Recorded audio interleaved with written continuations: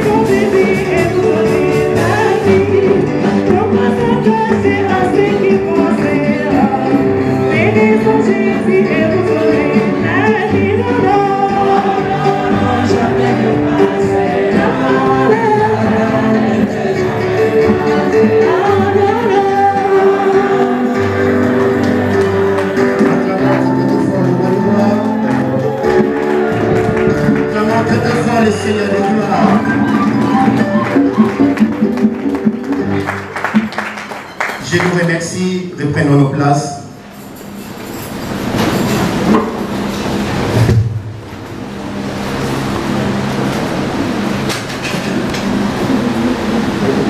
Qui est Seigneur?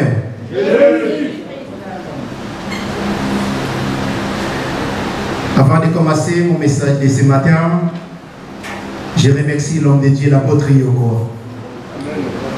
Je sais qu'il est absent parmi nous, mais l'Esprit de Dieu qu'il sert est parmi nous. Et de loin où il est en Angola, je sais qu'il est là pour la même œuvre, servir le Seigneur. Je le remercie de la confiance qu'il nous a accordée. Vous savez, ce n'est pas donné à tout le monde. J'en connais pas mal de pasteurs. Quand il s'agit de déplacement, ils vont chercher ailleurs un collègue pour venir diriger l'église. Cependant, chez lui, il y a quand même des enfants capables d'enseigner, capables de conduire. Mais notre papa, ce n'est pas le cas. Il nous a fait confiance, nous laissons l'église de Dieu, amen, entre nos mains, amen. Et je voulais préciser, ce n'est pas vraiment entre nos mains, c'est entre les mains de Dieu. Mais il nous a établis comme tête pour être là après lui. Alléluia. Je remercie encore une fois de plus nos bien-aimés, mes compagnons, comme l'a dit l'homme de Dieu, Papa José, mes compagnons dans le Seigneur. Et je nous remercie aussi l'Église de votre présence. Vous savez, sans les brebis, les pasteurs ou l'apôtre n'a aucune importance. Que le Seigneur vous bénisse aussi. Et avant de commencer, je pense que la salle est un peu désordonnée. Quand je dis désordonnée, parce qu'il y a quelques mamans parmi nous qui n'ont pas les foulards. Et je nous prie à donner des foulards. Les mamans n'ont pas de foulards. Maman, c'est que cela ne soit pas une occasion de chute. Rapidement, maman Paulette va nous lire dans 1 Corinthiens 11, le verset 5.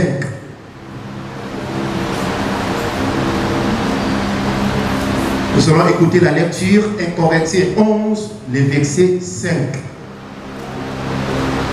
Toute femme, au contraire, qui prie ou qui prophétise, la tête non voilée, déshonore son chef.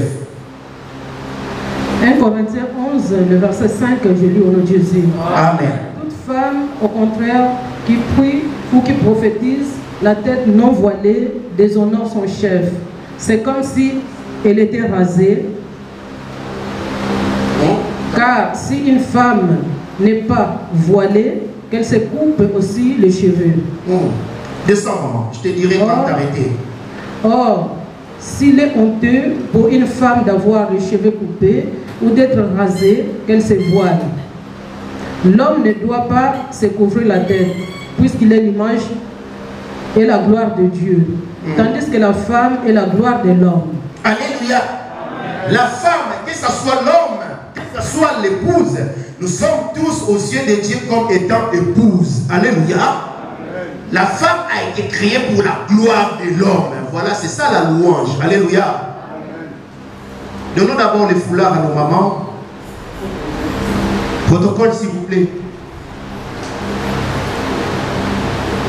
Maman, je sais que tu seras toujours belle avec le foulard. C'est pour un moment, après ici, tu pourras dévoiler ta tête. On va encore remettre le foulard à notre maman qui est à côté de maman Bernadette. Notre maman que j'aime bien.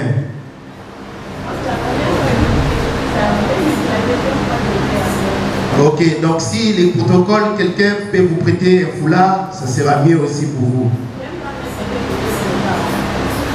Ah d'accord, je comprends que le Seigneur te bénisse. La Bible dit, dis-moi rapidement dans 2 Chroniques 7, le verset 14. Si mon peuple supplie et invoqué mon nom, s'humilie et prie, s'il se détourne, la première des choses dans la parole de Dieu, c'est s'humilier. Amen. Dieu est la parole. Jean 1, le verset 1er, la Bible dit, au commencement était la parole, et la parole était avec Dieu, et la parole de Dieu. Alors depuis que tu as entendu la parole de Dieu, il faut mettre le foulard quand tu vas dans la présence de Dieu. Depuis que tu as entendu, abandonne l'impudicité, la colère, et tu humilié devant cette parole de Dieu. C'est ça la louange. La louange, bien aimée, ce n'est pas les cantiques.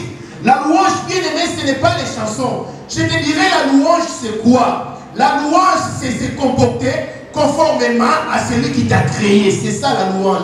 Être à la place où ton Créateur veut te voir.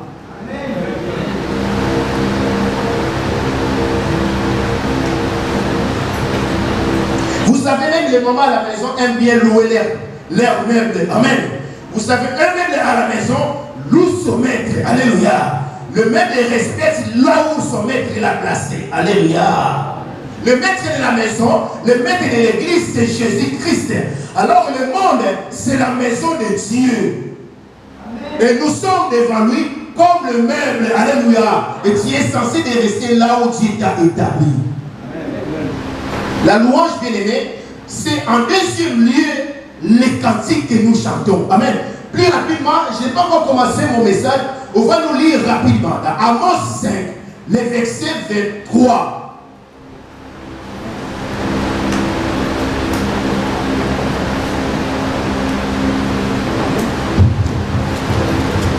Et là, éloigne de moi le bruit de tes cantiques.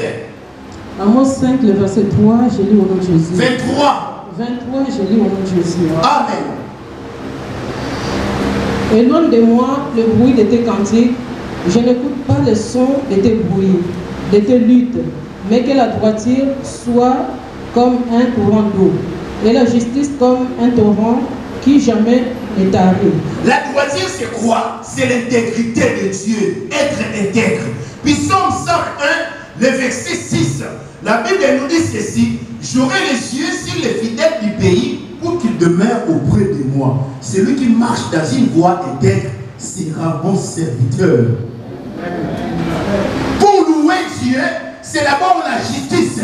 Ce n'est pas les cantiques. Alléluia. La louange, c'est quoi? Nous avons vu les hommes à louer les hommes. C'est pendant cette affaire d'hypocrisie. Alors que notre Dieu voit et regarde au cœur. Vous savez, je peux te louer en tant qu'homme, tout en ayant l'hypocrisie, pour te soudoyer de l'argent ou quelque chose que je viens de ta part. Vous connaissez l'histoire du renard. Alléluia. Vous connaissez l'histoire des renards, les renards et les corbeaux et les renards. Alléluia. Alors que Dieu, s'il était réellement des corbeaux, le monde entier l'aurait été soudoyé. Alléluia. Mais notre Dieu regarde au cœur. Vous savez, le corbeau, il était dans une arbre très perché. Il avait dans son bec, il avait un fromage. Mais les renards étaient là en train de le soudoyer. Alléluia. Mais le Seigneur ne se laisse pas soudoyer par des belles paroles ou par les paroles des cantiques. On répète rapidement. Amos 5, le verset 23. La louange, premièrement, ce n'est pas les cantiques. Mais je te dirais, celui qui a l'intégrité, celui qui a la justice de Dieu, qu'est-ce qui se passe en lui quand il loue Dieu? Voilà pourquoi aujourd'hui à l'église, nous chantons, nous crions, nous gênons, il ne se passe rien du tout. Alors que la Bible dit dans Hébreux 13, le verset 8, Jésus-Christ est le même hier, aujourd'hui et éternellement. Pourquoi du jour de nous aujourd'hui, il ne se passe rien? Parce que nous brûlons des étapes. Vous savez, il y a des pasteurs qui vous enseignent des résultats. Mais on ne vous enseigne pas les efforts faits pour arriver au résultat. C'est ça le problème. L'église aujourd'hui, les pasteurs leur enseignent les résultats, les pasteurs leur enseignent la réponse, mais les pasteurs ne leur enseignent pas comment faire pour trouver la réponse ou obtenir les résultats. Amen. Amos 5, le verset 23, on va lire rapidement. Amos 5, le verset 23, je lis au nom de Jésus. Éloigne de moi le bruit de tes cantiques, je n'écoute pas le son de tes luttes, mais que la droiture soit comme un courant d'eau. Vous savez, la louange c'est comme l'adoration. La louange et l'adoration sont des choses pareilles. Seulement, les émotions les différencient. Vous savez, celui qui loue Dieu saute de joie. Alléluia. C'est peut-être par rapport à une nouvelle. C'est peut-être par rapport à une surprise. Il saute de joie. Mais ensuite, l'homme va en profondeur pour méditer. Pourquoi cet homme m'a fait ceci? Ou pourquoi cet homme m'a montré sa bienveillance? Et là, maintenant, l'homme reste seul face à sa conscience, méditant au pourquoi cet homme s'est-il dérangé pour apporter ce cadeau. Mais je connais la situation que traverse Papa José. Mais s'il a pu me donner les 50 €, est-ce que je vous demande qu'est-ce qui lui reste sur son compte? Franchement, parce qu'il m'avait pris à cœur. Ça, l'homme va plus loin. Ça devient l'adoration. Il n'y a que les changements d'émotion ou les changements d'attitude. Et la louange et l'adoration, ce sont des choses différentes. Alors que l'adoration, ce n'est pas les cantiques. Seigneur, toi tu connais. Non, l'adoration, c'est les comportements. Qu'est-ce qui monte de toi quand tu pries Dieu? Qu'est-ce qui monte de toi quand tu adores Dieu? Alors que la Bible dit, dans 2 Corinthiens 2, le verset 15, nous sommes la bonne odeur. Alléluia pour Christ. Quelle est l'odeur qui monte de toi quand tu chantes Dieu? Le problème, ce n'est pas chanter. On est d'accord, tout le monde peut chanter. La Bible dit, même les démons savent que Dieu existe. Et ils tremblent même en apprenant cela. Alléluia. C'est la louange, non? Mais ils n'ont pas la crainte de Dieu. Moi qui vous enseigne, je ne suis pas quoi que ce soit, ni pasteur, ni évangéliste. Je suis qu'un frère. Mais je sais que mon père, l'apôtre Yoko, c'est lui qui m'a enseigné. Je suis plus intelligent que lui. Mon professeur, je suis plus intelligent que lui. Il ne sait ni lire, ni écrire. C'est quelqu'un qui n'a pas été à l'école. Et les choses que je vous répète, je les ai apprises auprès de lui. Les témoins. Alléluia. Ça veut dire que j'ai été enseigné par l'esprit. Et cet esprit-là qui m'avait enseigné, c'est le même esprit qui t'enseigne. La Bible dit, aujourd'hui, si vous entendez sa voix, n'annexez pas votre cœur. Voilà pourquoi Israël, vous savez même qu'Israël, après être sorti d'Égypte, le Seigneur leur avait ordonné d'immoler un agneau et d'en manger entièrement. Alléluia. Alors que Jésus-Christ est la parole, Jésus-Christ il est Dieu et il a 4 aspects. La tête du Fils de l'homme, la tête du lion, la tête de l'aigle et la tête de l'agneau immolé. Alléluia. Dieu leur avait ordonné de manger l'agneau, mais entièrement. Alléluia. C'est-à-dire, c'est quoi? Et que la parole devait habiter en eux. Voilà pourquoi Jéricho, on n'est pas encore là. Jéricho, lorsqu'ils avaient l'arche devant et les trompettes des louanges, des cœurs sincères, avec l'arche devant, c'est-à-dire avec l'agneau en soi, il y aura une brèche dans la mer. Alléluia. Des louanges, des cœurs sincères, avec la parole et la crainte de Dieu, bien aimé. Laisse-moi te dire, il se passera quelque chose dans ta vie.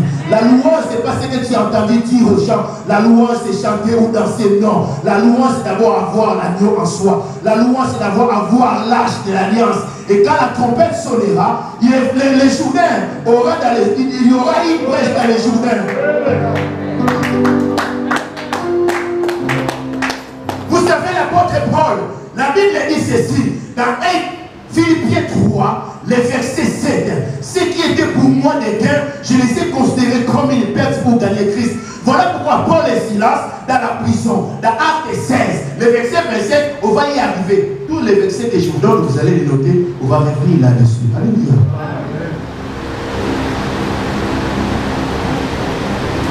Israël, je disais, s'il leur avait ordonné de manger l'agneau, mais entièrement, alléluia, alors que l'agneau, c'est Jésus-Christ.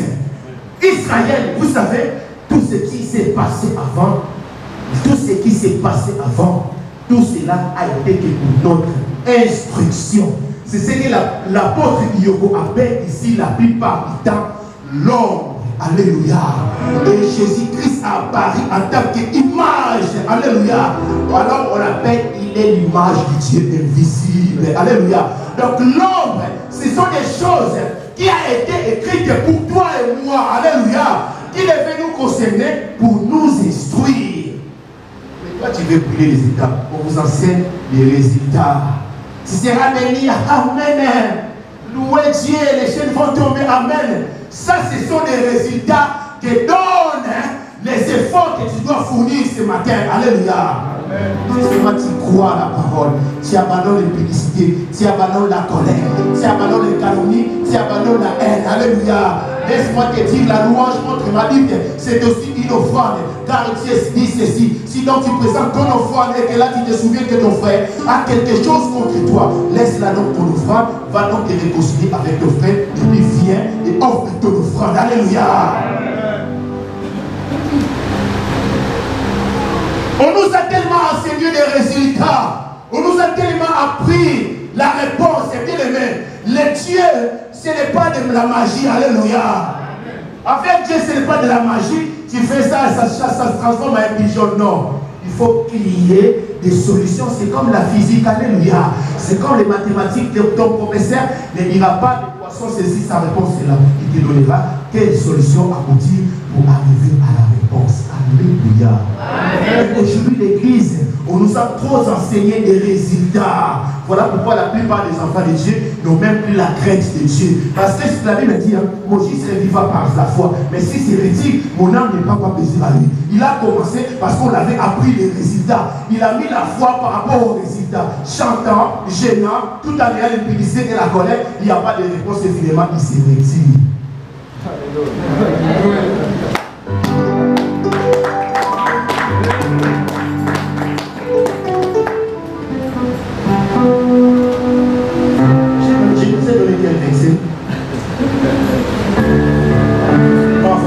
Philippiens 3, le verset 7. Là, on va commencer maintenant notre message. Amen. Je serai pas long. Amen. Je vais donner la grâce à tout le monde de pouvoir se repentir. Amen. De pouvoir faire une louange de cœur sincère. Et je crois que le Dieu de Yoko, c'est lui qui a ramené l'apôtre Yoko de la mort. Vous savez, cet homme, notre papa, notre père spirituel, bien entendu notre père spirituel, notre encadreur, c'est lui qui nous encadre, nous sommes tous plus intelligents que lui. Mais je sais une chose, lors de sa mort, il est mort. Quand on est parti à la mort de chercher son corps, il sortait de son tiroir avec des cantiques dans les lèvres, chantant et louant Dieu. Alléluia. Je suis sauvé, Jésus m'a guéri. C'était à partir de ce jour-là, il a commencé à réciter le verset. Il tombe si toi à la vie, Jean-Pierre, te connaissant ou pas, il commence par t'appeler par ton nom. Jean-Pierre, tu as ceci, tu as cela. Je te donne ces versets. Alors que vous savez, les prophètes ou la prophétie, lisez bien la Bible. Ésaïe, Ézéchiel, le plus grand, celui qui a tellement prophétisé sur Jésus-Christ, c'était Ésaïe. En commençant par tous les prophètes ont parlé que de la repentance. Mais les prophètes d'aujourd'hui nous prophétisent la division. La prophétie est là pour ramener. Vous savez, vous voyez la différence. Ça, c'est les maraboutages. C'était les mêmes gens qui traînaient à la rue, qui lisaient l'avenir sur la paume de main. Voyant que la parole de Dieu a commencé à se répandre, il s'est dit non, on ne fait plus confiance, il faut se cacher derrière la parole. Voilà pourquoi Matthieu dit, Matthieu 24, verset 5, il y aura des faux prophètes, il y aura des faux chrétiens. Amen. La prophétie, bien aimée, voilà pourquoi la plupart des enfants de Dieu sont fatigués. Parce qu'ils ont tellement entendu des prophéties. Alors que la meilleure prophétie, c'est croire en Dieu. La meilleure prophétie, c'est croire que Jésus-Christ est Seigneur. Et si tu crois en lui, ta louange de cœur sincère, il y aura une brèche dans la mer. Alléluia. Philippiens 3, le verset 7. Alléluia. Que le Seigneur te bénisse. Philippiens 3, le verset 7, je lis au nom de Jésus. Amen. Mais ces choses qui étaient pour moi des gains, je les ai regardées comme une perte à cause de Christ. Alléluia. Vous savez bien aimé, Jésus-Christ, lorsque nous avons dit dans l'Ancien Testament, Jésus-Christ n'était qu'une ombre. Alléluia. Or, dans Exode 12, la Bible leur avait ordonné d'immoler un agneau. Alors que pour apôtre Paul, cet agneau c'est Jésus. Alléluia. Toute nourriture pour l'apôtre Paul n'avait plus aucune importance. La nourriture qui valait mieux pour son âme, c'était la parole de Dieu. Vous connaissez la réputation de cet homme. On va aller plus loin dans 5. Maman monte dans 5. Au lieu de 7, mais va aller plus loin dans 5. Il avait une réputation persécuteur de l'église. Toi, si tu as une réputation, alléluia. Toi, si tu as un témoignage, alléluia. Ton témoignage, je ne sais pas, tu es peut-être alcoolique. Ton témoignage, je ne sais pas, tu es peut-être arrogant. Tu n'es même pas soumise à ton mari. Ton témoignage, toi, Marie, au lieu de régler des affaires avec sagesse avec ta femme, toi, tu choisis la violence de donner des coups. Ton témoignage, tu es adultère, impudique. Ton témoignage, tu es ivrogne. Ton témoignage, toi, tu ne pardonnes pas. Mais l'apôtre Paul, laisse-moi te dire, il en avait aussi un. Mais le jour-là, quand il a mangé l'agneau, il a dit non, ça c'est le bon repas. Ça c'est la meilleure nourriture. C'est plus que le caviar. Alléluia.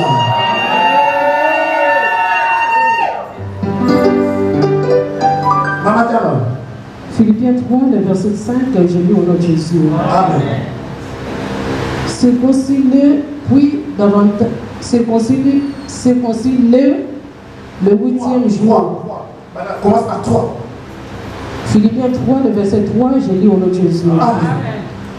Car les circoncis, c'est nous qui rendons à Dieu notre culte par l'Esprit de Dieu, qui nous glorifions en Jésus-Christ et qui ne mettons point notre confiance en la chair. Moi aussi, cependant, j'aurais sujet de mettre ma confiance à la chair. Si quelqu'un autre croit pouvoir se confier à la chair, je le prie bien davantage. Moi, c'est conçu le 8e jour de la race d'Israël, de la tribu de Benjamin, hébreu, né d'hébreu, quant à la loi pharisienne. Là, c'était son ancien témoignage. C'était un persécuteur. Quant à la loi, il persécutait l'église. Il s'agissait de son témoignage. Je me demande, bien aimé, toi qui pries, toi qui implores le nom de Jésus-Christ, quel est ton témoignage? Ton témoignage, c'est quoi? Nous avons appris les témoignages des Job. Quel est ton témoignage? Qu'est-ce que le diable pourrait témoigner auprès de Dieu à ta faveur? Qu'est-ce que Dieu lui-même pourrait témoigner à son égard, à lui, à ta faveur? Non, certainement celui-là est mon fils. Voilà pourquoi Jésus-Christ, quand il était sur le point de quitter ce monde, ça c'est dans Jean 17, il dit, Père, glorifie ton fils de la gloire que j'avais auprès de toi. Je l'ai renseigné ta parole. Alléluia. Glorifie ton fils de la gloire que j'avais auprès de toi. Ça veut dire c'est toi qui connais mon témoignage. C'est moi témoignage, si tu veux aujourd'hui que ta louange monte, si tu veux qu'aujourd'hui il se passe quelque chose dans ton adoration, bien aimé, commence d'abord par changer de témoignage. Quel est ton témoignage devant le diable? Est-ce que le diable dira-t-il non, celui-là ou celle-là m'appartient?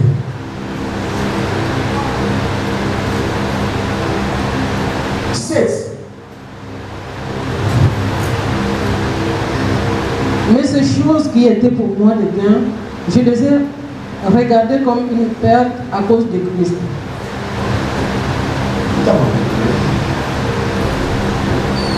Et même, je regarde toutes choses comme une perte à cause de l'excellence de la connaissance de Jésus-Christ, de mon Seigneur, pour lequel j'ai renoncé à tout. Et je les regarde comme de la boue, afin de gagner Christ et d'être trouvé en lui, non avec ma justice, celle qui vient de la loi, mais avec celle qui s'obtient par la foi en Christ. Alléluia. Alors que le témoignage que voulait Paul cette fois-ci, c'était celui de Jésus-Christ.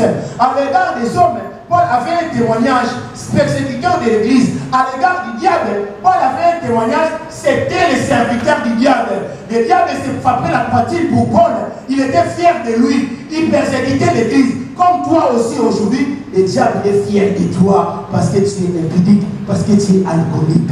C'est ça ton témoignage. Mais laisse-moi te dire aujourd'hui, si Dieu se mettait d'un côté et le diable aussi se mettait de l'autre, alors quel est le témoignage qui sera pour ta faveur?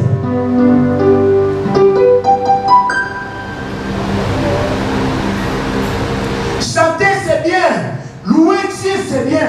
Ça, tout ça, ce sont des résultats. Vous savez David, nous allons lire David dans 1 Samuel 16, le verset 14. 1 Roi 14, le verset 8. Et vous allez apprendre le témoignage de David.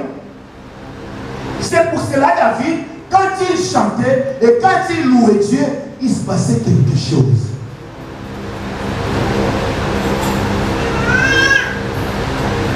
Paul de même, dans Actes 16, le verset 25, puisque tout ce qui était pour lui de gain, il les a considérés comme une perte. Et dans Actes 16, le verset 25, Actes 16, 25, 1 Roi 14, le verset 8, 1 Samuel 16, le verset 14. Moi, je vous répète que les choses que j'ai apprises de mon père. Alléluia. Je vous répète les choses que j'ai apprises de mon père. Et mon père, c'est Papa Yoko. Amen. Je l'aime beaucoup, vous savez, j'ai souffert avec cet homme. Alléluia. Moi, j'ai souffert aussi. Vous savez, aujourd'hui, il a un peu pris du poids. Mais je m'en souviens, au début, quand il était venu en France, on n'avait pas de voiture, il fallait prendre des transports en commun. Et quand il poussait dans le métro, tout le monde lui regardait dans les coins de l'œil. Il pensait qu'il avait une maladie contagieuse. C'était à ce moment-là que c'était difficile de traîner avec l'apôtre Yoko. Alléluia. C'était dans de tels moments difficiles. Tu prends tu l'accompagnes et tu vas dans le métro avec l'apôtre Yoko. Il suffit seulement de tousser, même sans tousser. Rien que l'apparence qu'il avait, tout le monde te regarde au coin de l'œil. C'est qui encore cet homme? Je l'ai ramené chez mon coiffeur. Mon coiffeur m'appelait, dit Freddy, écoute, cet homme, tu l'aides chez toi, il faut faire attention. Il faut faire attention avec les gosses. Moi, je vois ses mains, ça montre qu'il a une maladie, il faut moi qu'il va bien faire attention. Mais je dis non, t'inquiète pas mon frère, je sais ce qu'il a. Alléluia.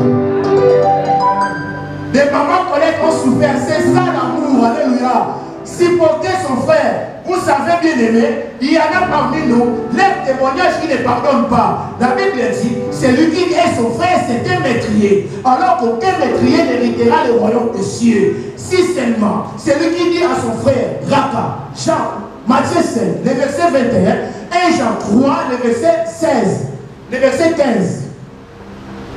On va y revenir, tous les versets vont revenir là-dessus pour la conclusion. Après quoi, on va s'emballer dans la louange. Alléluia.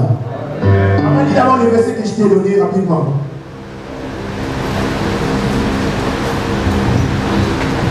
Un Roi 14, le verset 8. 1 Samuel 16, le verset 14. Comment Samuel? 1 Samuel 16, le verset 14, je lis au nom de Jésus. Amen.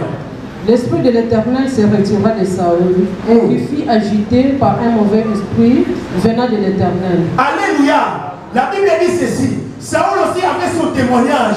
Il était choisi de Dieu. Alléluia. Mais qu'est-ce qui s'est passé? Saoul, il n'avait pas gardé la parole de Dieu. Alors la Bible dit, l'Esprit de Dieu s'y retira de Saoul. Alléluia. Bien, mais tu peux bien chanter, tu peux bien louer Dieu, tu peux bien danser, mais sans l'Esprit de Dieu, alors que l'Esprit c'est la parole, alors la parole c'est ça l'agneau. Sans l'Esprit de Dieu, il ne se passera rien. Mais écoutez-moi, la suite de cette histoire, il y avait un homme qui avait à ce moment-là l'Esprit de Dieu. Descends avec ce moment.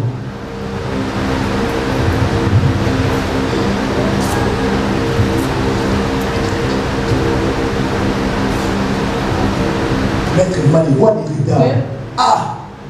Que notre Seigneur parle, tes serviteurs sont déjà devant toi. Maman au camion de Rousseau. Maman de Vedette, il faut aller les chercher à la maison maintenant. Les frères, maîtres, il faut que la roseraie là, il vient trop en retard. Écoutons la lecture. Que notre Seigneur parle, tes serviteurs sont devant toi. Ils chercheront un homme qui sache jouer de la harpe, et quand le mauvais esprit de Dieu sera sur toi, il jouera de sa main. Dieu sera sur toi, il jouera de sa main et tu seras soulagé. Saoul répondit à ses serviteurs, trouvez-moi donc un homme qui joue bien et amenez-le-moi. L'un des serviteurs prit la parole et dit, voici, je vis un fils d'Isaïe, Béthélémite, qui sait jouer. C'est aussi un homme fort et vaillant, un guerrier, parla bien et d'une belle figure, et l'Éternel est avec lui. Saoul envoyant des messagers à Isaïe pour lui dire, envoie-moi David, ton fils, qui est avec les brebis.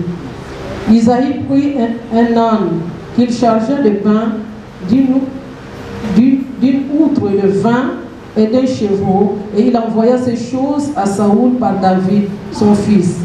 David arriva auprès de Saoul et se présenta devant lui. C'est là que commence la lecture. Vas-y, maman. Il plut beaucoup à Saoul et il fit désigner pour porter ses armes. Saoul fit dire à Isaïe, je te prie de laisser David à mon service, car il a trouvé grâce à mes yeux. Et lorsque l'Esprit de Dieu était sur Saoul, David prenait la harpe et jouait de sa main. Saoul respirait alors plus à l'aise. Il se trouvait soulagé et le mauvais esprit se retira de lui. Alléluia. On nous a tellement enseigné des résultats, chanter, acclamer, louer Dieu, il se passera des miracles. Jéricho était tombé par la louange. Alléluia. Oui, on est bien d'accord, Jéricho était tombé par la louange. Mais cette louange était accompagnée de l'arche de l'alliance. Alors que l'arche de l'alliance, c'est la présence de Dieu. Amen. La Bible dit ceci, l'esprit de Dieu se retira de Saoul. Et Saoul était agité par un mauvais esprit. Je sais une chose, je connais cet homme.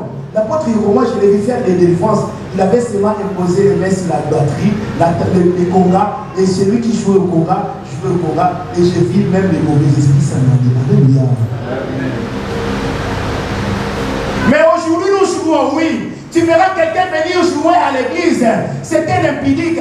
Avec les mêmes doigts, il vient récemment de caresser les seins d'une femme qui n'a même pas doté. Avec la même langue, il va embrasser une femme qui n'avait même pas doté. Alléluia. Et c'est avec la même langue, il se présente pour louer Dieu. Tu penses comment que Dieu peut papa avec cette louange? Ésaïe 59, le verset premier. Le verset premier, ma main n'est pas trop courte pour sauver. On va lire la lecture rapidement.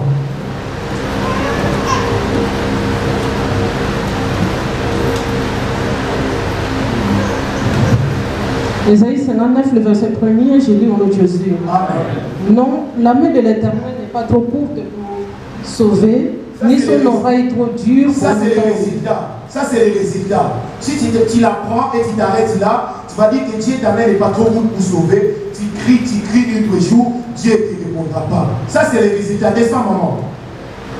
Mais ce sont vos crimes qui mettent une séparation entre vous et votre Dieu. Ce sont vos péchés qui vous empêchent, qui vous cachent sa face et l'empêchent de vous écouter. Leurs pieds courent au mal et ils ont hâte de répandre le sang innocent.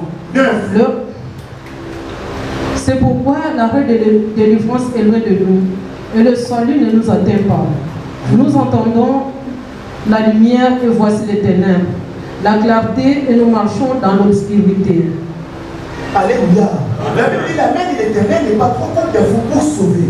Vous savez, dans cette, la Bible dit, parce que vos pieds courent au mal. Tu vois quelqu'un ici, ce matin, il est à l'église. Mais hier soir, il a été en boîte de nuit où il sort de sa chambre d'hôtel avec une maîtresse ou avec quelqu'un qui n'a même pas doté. Alléluia. Et tu peux te présenter comme ça devant Dieu, tout en ayant les mains souillées, tout en ayant les pieds qui courent au mal. La Bible dit ceci: celui qui calomnie son ami en secret, je ne les supporterai pas. Dans ta langue, tu calomnies en secret et tu viens sans même demander pardon, parce qu'on nous a tellement enseigné des résultats. Tu veux louer Dieu et tu vas attendre aussi le miracle. C'est possible. Il faut appeler les étapes avec Dieu. Amen. Voilà pourquoi même Christ, quand il a enseigné les apôtres, il partait avec le petit à petit, pas après pas. Amen. Avec Dieu, on ne plus pas les étapes.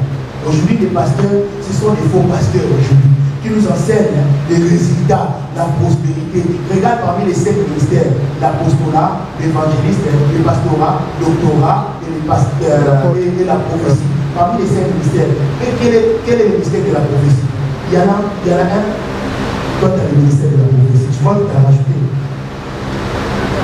Le ministère de la prophétie nous fait enseigner que les résultats, alléluia.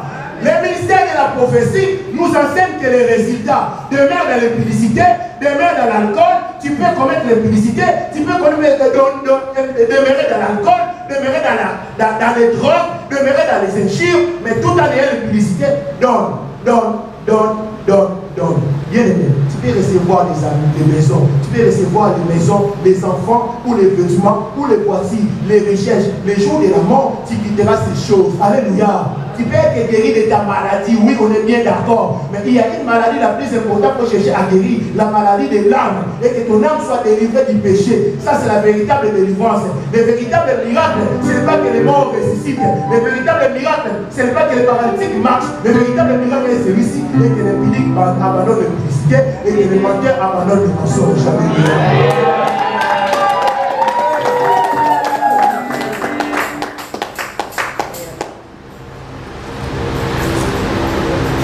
Arrêtez d'enseigner au peuple de Dieu les résultats. Enseignez au peuple de Dieu quels sont les efforts à faire pour arriver au résultat. Amen. Dieu, notre Dieu, est puissant. Amen. Voilà pourquoi nous allons lire tout, on va les lire tout à l'heure. Notre Dieu est puissant. Et s'il a pu ouvrir les yeux des Jourdains, c'est parce qu'il est puissant. Il voulait se manifester. Amen. Notre Dieu, rien n'était possible à lui. Mais pourquoi aujourd'hui Dieu n'agit pas à nous? C'est parce qu'à nous, nous avons des problèmes. La Bible dit, on va nous le lire, dans Jérémie 32, verset 27, la Bible dit, voici, je suis l'Éternel, le Dieu de toute chair. Y a-t-il rien qui soit étonnant de ma part? Tu penses que ton problème est plus grand que Dieu? Est-ce que tu penses vraiment que ton problème est plus grand que Dieu? Tu penses que la solution que tu cherches, Dieu ne peut pas te la donner? Est-ce que c'est ce que tu crois? Les problèmes, c'est quoi? On nous a tellement enseigné les résultats. Nous voulons aboutir aux résultats. Nous voulons obtenir les réponses. Cependant, nous ne voulons pas. C'est comme si c'est lui qui veut s'échauffer et il ne veut pas aller chercher du bois. Amen. Alléluia. C'est comme si tu voulais t'échauffer et tu ne veux pas aller chercher du bois. Comment peux-tu encore avoir chaud? Commence d'abord par aller à chercher du bois et commence à faire du feu. Et à ce moment-là que tu auras chaud. Tu veux t'échauffer, tu ne veux pas aller chercher du bois. Tu ne veux pas faire du feu. Et tu auras toujours froid. Amen. Éloigne de moi le bruit de tes luttes, car je ne fais pas le bruit de tes cantiques. et que la droiture d'abord. Alléluia. Alors que la droiture, c'est l'arche de l'alliance. Jérémie 32, le verset 27. Notre Dieu est puissant, capable de guérir le sida, capable de guérir toute maladie incurable. Notre Dieu est puissant, quel que soit le magicien, là où on t'avait lié, quel que soit les problèmes que tu traverses, notre Dieu est puissant, il est capable, sa main n'est pas trop pour sauver. Si à l'hôpital, on n'a pas pu découvrir ce que tu as, mais le Seigneur est son aide, c'est ce que tu as comme maladie. Amen. Si les médecins sont incapables de te guérir, mais le Seigneur, la Bible dit, il a pris nos infirmités et il s'est chargé de nos maladies et c'est passé maître ici que nous sommes guéris. Alléluia. Pourquoi le Seigneur n'agit pas aujourd'hui? Jérémie 32, le verset 27. Jérémie 32, le verset 27, je lis au nom de Jésus. Amen. Voici, je suis l'Éternel de Dieu de toutes les chairs. Y a-t-il rien qui soit étonnant de ma part? Alléluia. Il n'y a rien qui soit étonnant de la part de Dieu, mais de la part de Dieu. Mais pourquoi Dieu n'agit pas? 32. À cause de tout le mal que les enfants d'Israël et les enfants de Juda ont fait pour mériter. Eux, leurs rois, leurs chefs, leurs sacrificateurs et leurs prophètes, les hommes de Juda et les habitants de Jérusalem, ils m'ont tourné le dos, ils m'ont regardé. Toi, tu tournes le dos, la parole de Dieu se met en sortant de la porte. Ici, tu reçois la parole, tu savais, servir Dieu, c'est pas ici. Servir Dieu, c'est à la maison. Amen. Ici, regarde comment tu es sage. Mais à la maison, maman Lomé, c'est toi, l'arrogante. À la maison, c'est papa colérique, on t'appelle même colon. Alléluia. 34. Ils ont placé leur abomination dans la maison sur laquelle mon nom est invoqué, afin de la souiller. Les abominations, ils ont placé leur abomination dans la maison sur laquelle mon nom est évoqué. Et cette maison, ce n'est pas ces bâtiments. Vous êtes d'accord avec moi? Alors que le Dieu que nous prions, dans Acte 17, le verset 24, la Bible dit, le Bible de Dieu qui a fait les cieux et la terre n'habite pas le temple fait de l'homme. Alléluia. Mais dans 1 Corinthiens 3, le verset 16, la Bible dit, ne savez-vous pas que vous êtes le temple de Dieu et que l'Esprit de Dieu habite en vous? Si quelqu'un détruit ce corps, Dieu le détruira, car le temple de Dieu est saint et c'est ce que tu es. Alléluia. Toi, le temple de Dieu, en quoi le détruis-tu? Par la publicité, tu tournes le dos de la parole de Dieu juste à la porte, même pas les marches, juste à la porte ici. Il suffit seulement que quelqu'un te marche dessus, tu te mets en colère. Si tu arrives à la maison, il suffit que ton fils fasse une bêtise, c'est toi le premier de l'inciter, derrière ta tête. On dirait un camion qui a raté le village. Tu as incité un enfant, même Cyril, c'est bien. Inciter un enfant, alors que Dieu dit, faisons l'homme à notre image, selon notre descendance. Ce n'est pas à l'enfant que tu insultes. Amen. Tu insultes à Dieu parce qu'il est l'image de Dieu. La peau là, c'est le qui est la carapace. Mais ce qui a l'intérieur, c'est Dieu. Amen. Ce qui a l'intérieur, c'est Dieu. 34. Ils ont placé leur abomination dans la maison sur laquelle mon nom est invoqué, afin de la souiller. Ton corps est le temple de Dieu. Dis-toi, quand tu commets l'impudicité, ce sont les abominations que tu places dans le corps et dans ton corps qui est le temple de Dieu. Quand tu calomnies, quand tu injures, quand tu insultes, ce sont des abominations. Quand tu prends l'alcool, tu caresses les seins ou les fesses de la femme qui n'est pas la tienne, tu commets l'adultère ou l'impudicité. Alléluia. C'est les deux que tu tournes la parole de Dieu. Toi ici, tu es sage. Servir Dieu, ce n'est pas ici, c'est à la maison. C'est la première maison de Dieu, c'est ton corps. Et la deuxième maison de Dieu, c'est nos foyers, là où nous habitons. Amen. L'homme, c'est lui. L'homme, il est le pasteur. Maman ou la femme, elle est la diaconesse et les enfants sont des fidèles. Alléluia. Ce n'est pas ici. Toi, tu viens chercher la paix ici, mais d'abord, chez toi, dans ta maison, il n'y a pas de paix. Tu viens chanter et tu attends des miracles de ta louange. Et pourtant, là où tu sors, tu ne vis pas en paix avec celui que tu vois. Matthieu 5, le verset 21. 1 Jean 3, le verset 15.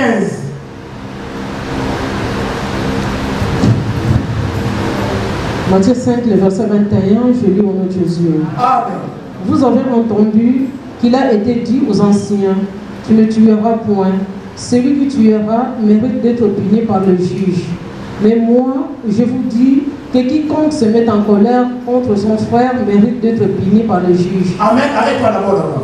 Toi, maintenant, tu es en colère contre qui? Parce que tu attends le miracle de la part de ta louange.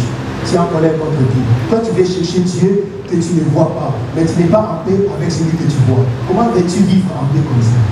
Le Dieu que tu ne vois pas, tu veux chercher la paix avec lui. Et pourtant, celui que tu peux voir, ton ami, ton prochain, tu es en colère, tu ne veux pas pardonner. Ta réputation. Apôtre Paul aussi avait une réputation. Il ne pardonnait pas. Il était colérique. Quand il s'agissait de persécuter l'église, il était le premier. Mais les jours là, il avait rencontré l'agneau. Quand il a mis l'agneau en soi, et dans la prison, l'apôtre Paul, quand il chantait les cantiques de Dieu, la Bible dit, les chaînes et la prison étaient brisées.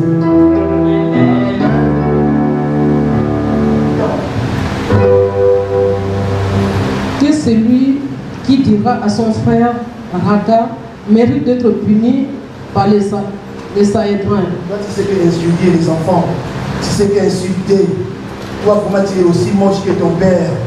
Toi vraiment, tu ne ressembles pas à un homme. Regarde les hommes, il est bien foutu, je préfère l'autre, la voisine, franchement il a un bel homme, alléluia. Mais celui que tu as, l'homme que tu as à la maison, tu ne sais même pas l'entretenir. Toi aussi l'homme, au lieu de vivre et te montrer avec sagesse à l'égard de ta femme, non. D'abord dans vos foyers, vous avez la paix. Toi qui viens chanter Dieu ici, et tu attends le miracle, tu veux recevoir la louange, plutôt tu veux recevoir le miracle par ta louange. Tu veux que le miracle de Jéricho tombe, oui, on est bien d'accord, alléluia. Mais d'abord, je vais nous apprendre comment faire pour aboutir au résultat, alléluia. Si tu calomnies ton frère, et si tu te mets seulement en colère, la Bible dit dans 1 Jean 3, le verset 15, celui qui est son frère, c'est un métrier. Rien que la colère que tu as là, aux yeux de Dieu, tu es un métrier. Alors tu veux louer Dieu tout en étant métrier, tout en étant métrier, et tu veux entendre de ta louange et que le miracle tombe. Alléluia. 1 Jean 3, le verset 15. Quiconque est son frère, c'est un métrier. Maintenant, regarde contre qui tu es en colère. Après, tu vas prendre 1 Jean toujours 4, le verset 20. 1 Jean 3, 15, je lis au nom de Jésus. Amen. Quiconque est son frère est un meurtrier. Et vous savez qu'aucun meurtrier n'a la vie éternelle demeurant en lui. Nous avons connu l'amour. C'est fini le moment. Quiconque est son frère est un meurtrier. Maintenant, 1 Jean 4, moment 20. Toi, maintenant, tu viens chercher la paix ici. Tu veux la paix, chercher la paix avec celui que tu ne vois pas. Alors qu'avec ton mari, alors qu'avec ton enfant, même si celui-là, c'est ton ennemi, il est au pays là-bas, dans ton pays d'origine, même s'il n'est pas ici, bien aimé, commence par te répartir. Mais si tu veux qu'il se fasse quelque chose, après ici, comme je l'ai dit, si donc tu présentes ton offrande et que là, tu te souviens que ton frère, ça c'est toujours dans Matthieu 5, le verset 25. Mais ici, nous sommes dans 1 Jean 4, le verset 20. Bien aimé, après ici, va chercher celui avec qui tu es en colère. Alléluia. Amen. Va le chercher, celui contre qui tu es en colère, va te réconcilier avec lui. Comme ça, ton offrande pourra monter, donc ta louange pourra monter. Alléluia. Amen. 1 Jean 4, le verset 20, je lis au nom de Jésus. Amen. J'aime Dieu. 19, on commence par 19. Pour nous, nous l'aimons parce qu'il nous a aimé le premier. Si quelqu'un dit j'aime Dieu et qu'il haït son frère, c'est un menteur. Car celui qui n'aime pas son frère qu'il voit, comment peut-il aimer Dieu qu'il ne voit pas? Et nous avons de lui ce commandement que celui qui aime Dieu aime aussi son frère. Alléluia. Toi tu prétends dire que tu aimes Dieu. Et la Bible dit ceci, et que celui qui aime Dieu aime aussi son frère. Je suis bien d'accord avec toi. Tu vas louer, bien-aimé. Oui, la louange n'est pas interdite. Tu vas faire ta louange. Mais le problème est celui-ci. Est-ce que ta louange va-t-elle monter jusqu'à Dieu?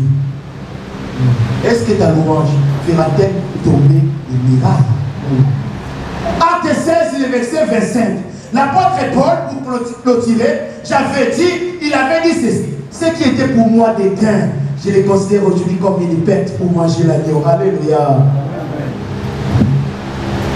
L'impudicité pour toi avant c'était un gain.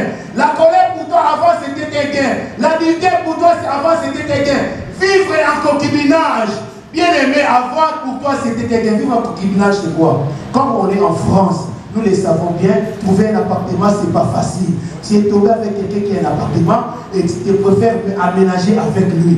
Et dans l'instant vous partagez le lit et la nuit tu laisses la chambre et la nuit tu vas plus loin et tu as même des rapports avec lui. Alléluia. Ça c'est vivre en concubinage qui va nous faire. Si tu es ainsi, commence par te préparer pour que tu aies le mangement. Acte 16, le verset 25, j'ai lu au nom de Jésus. Amen. Vers le milieu de la nuit, Paul et Silas prièrent et chantaient les louanges de Dieu, et les prisonniers les entendaient. Ça, c'est le verset que l'homme de Dieu avait donné, Papa José. Alléluia. Il a été conduit par l'Esprit de Dieu. Amen. Hein? Pendant qu'il le répétait, moi, le Seigneur m'a fait traverser Acte 16, le verset 25. Alléluia. J'ai même partagé avec les frères tout à l'heure. Amen. Hein? Amen. Continue la lecture, maman. Tout à coup, il se fit un grand tremblement de terre, en sorte que le fondement de la prison firent ébranler.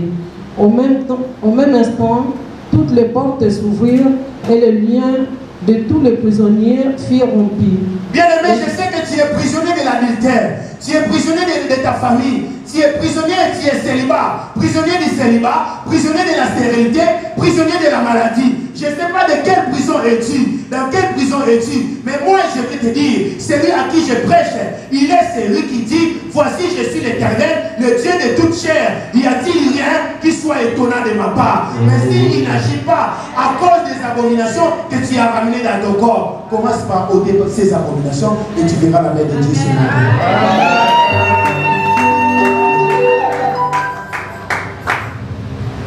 Le geôlier se réveilla et lorsqu'il vit les portes de la prison ouvertes, il tira son épée et allait se tuer, pensant que le prisonnier s'était enfoui. Alléluia. La Bible dit, il chantait et priait en louant Dieu. Alléluia.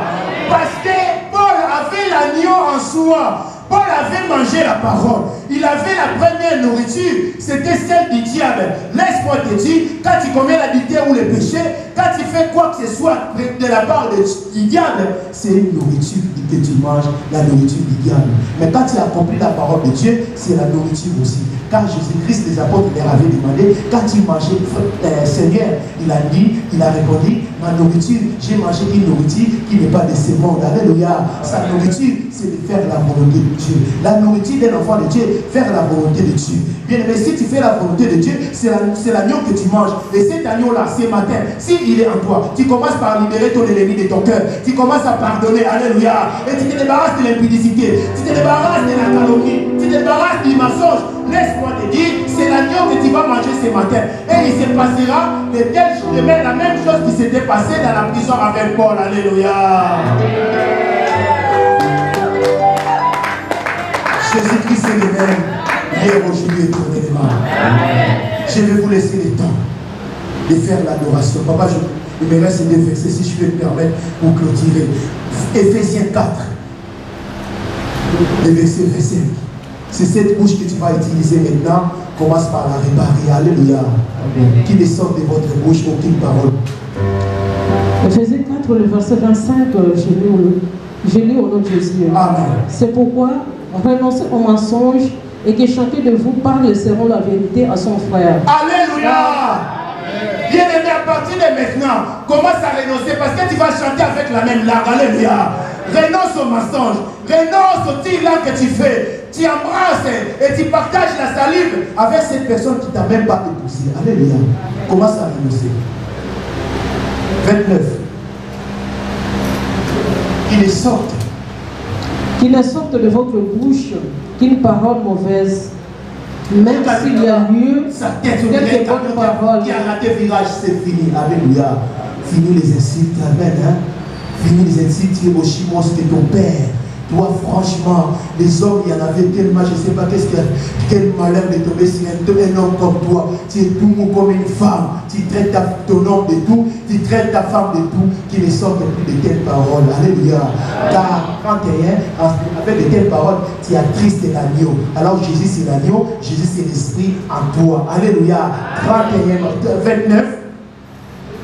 Qu'il ne sorte de votre bouche aucune parole mauvaise, mais s'il y a lieu, quelques bonnes paroles qui servent à l'édification et communiquent une grâce à ceux qui l'entendent. 31. Que toute amertume, toute animosité, toute colère, toute clameur, toute calomnie et toute espèce. 30 secondes de 30 paroles. N'attristez pas le Saint-Esprit de Dieu par lequel vous avez été scellés pour le jour de la rédemption. Alléluia. Vous savez, quand auparavant tu avais une réputation, voilà pourquoi en toi, le Saint-Esprit était attristé. J'aime bien dire, le Saint-Esprit c'est comme l'huile. Alléluia. J'aime bien manger les beignets. Vous savez, les mamans qui font les beignets, attendent que l'huile réchauffe. Alléluia. Pour lancer la pâte. Et là, dans l'huile, si l'huile n'est pas chaude, et si tu lances la pâte, il ne se passera rien. Voilà pourquoi auparavant, tu chantais. Tu avais l'huile en toi qui était attristée, qui était toute froide. Il ne se passait rien. Mais aujourd'hui, si tu ouvres ton cœur, l'huile sera chaude. Et avec les louanges des cœurs sincères, Jésus-Christ se manifestera.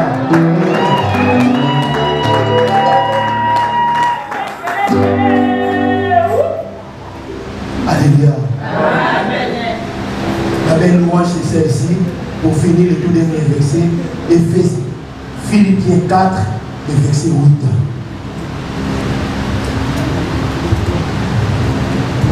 Philippiens 4, le verset 8, je dis au nom de Jésus. Amen.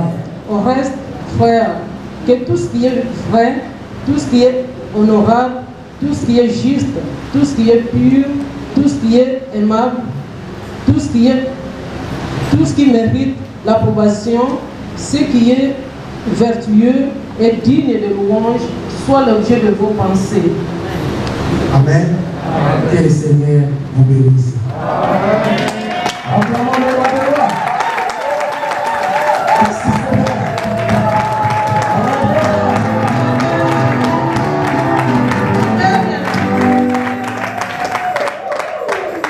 Amen. Je te dis de célébrer.